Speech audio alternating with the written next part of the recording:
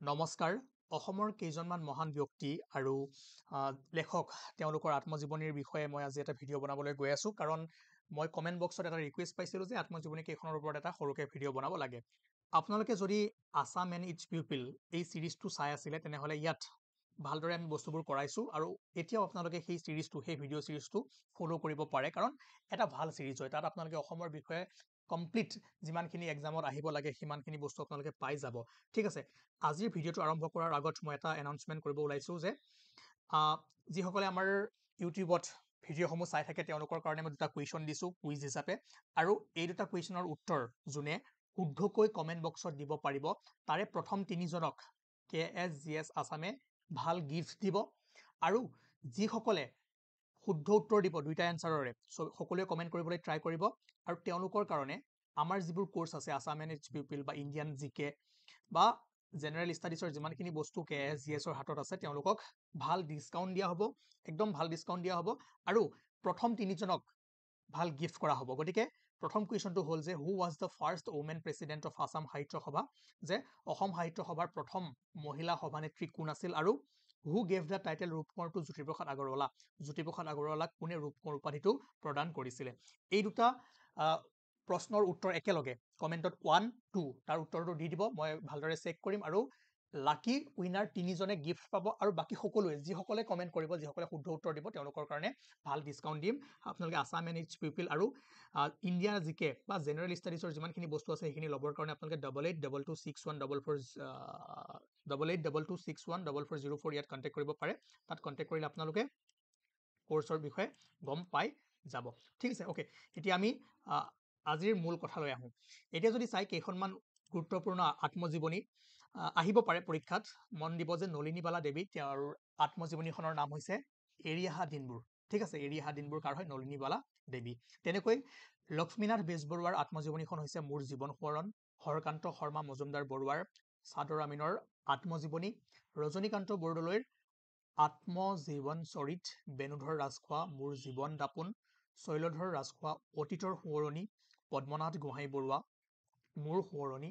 মামণি ৰয়ছম গোস্বামী আধা লেখা দস্তাবেজ ভৱেন্দ্ৰনাথ শইকীয়া জীৱন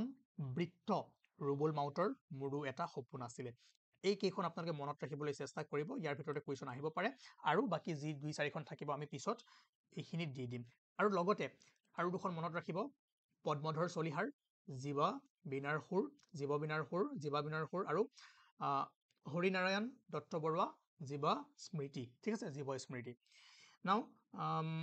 এতিয়া যদি চাই কেইটামান আমি কুৱেশ্যন কৰো ইম্পৰ্টেন্ট কুৱেশ্যন ইয়াৰ লগত সংগতি ৰাখি কাৰণ অকল আত্মজীৱনীখন চালি নহব কেইটামান কুৱেশ্যন চাই থক আৰু ইম্পৰ্টেন্ট কুৱেশ্যন প্ৰথমটো কুৱেশ্যন হ'ল যে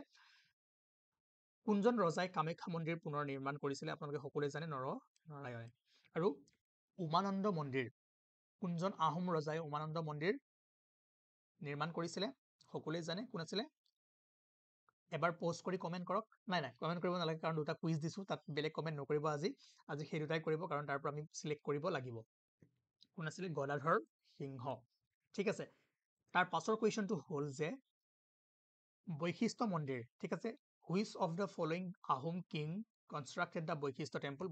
কোনে নিৰ্মাণ কৰিছিলে ৰাজেশ্বৰ সিংহ ওকে তাৰ পাছৰ কুৱেশ্যন গোহাঁই কমল আলি পথটো কাৰ ৰাজত্বৰ কালত নিৰ্মাণ কৰা হৈছিলে the Gohain Kamal Ali road was constructed during the reign of Naranarayan ঠিক আছে তাৰ পাছৰ কুৱেশ্যন আপোনালোকে জানিব লাগিব যে প্ৰথম অসমীয়া শিশু আলোচনীখনৰ নাম কি আছিলে which was the first Assamese children magazine Lora Bondhu আৰু Ramnavami is the Assamese play written by Ramnavami কোনে লিখিছিলে গুণাভি ৰাম বৰুৱা মনত পৰিছে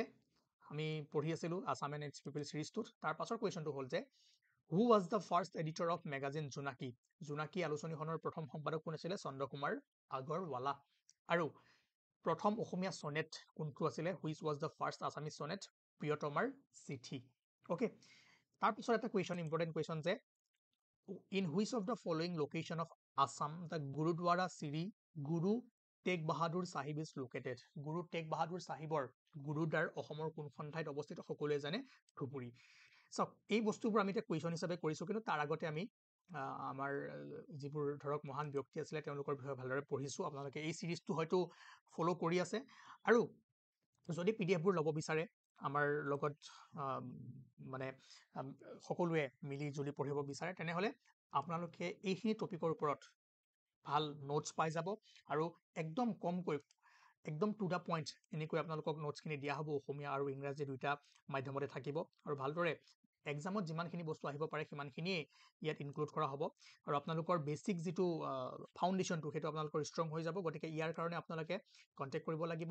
8822614404 ইয়াত কণ্টেক্ট কৰিলে আপোনালোকে আছাম এণ্ড ইটছ পিপল লগতে ইণ্ডিয়াৰ জিকেৰ ওপৰত যদি কিবা বস্তু ল'ব বিচাৰে তেনেহ'লে ল'ব পাৰিব কম সময়ত যদি আপোনালোকৰ প্ৰিপেৰেশ্যন কৰিব মন আছে যদি আপোনালোকৰ বহুত সময় আছে তেনেহ'লে বহুত বস্তু পঢ়িব বিচাৰে তেনেহ'লে মই ক'ব লগা নাই যদি কম সময়ত আপোনালোকে ভাল প্ৰিপেৰেশ্যন কৰিব বিচাৰে ভাল মাৰ্কছ আনিব বিচাৰে তেনেহ'লে কণ্টেক্ট কৰিব লগতে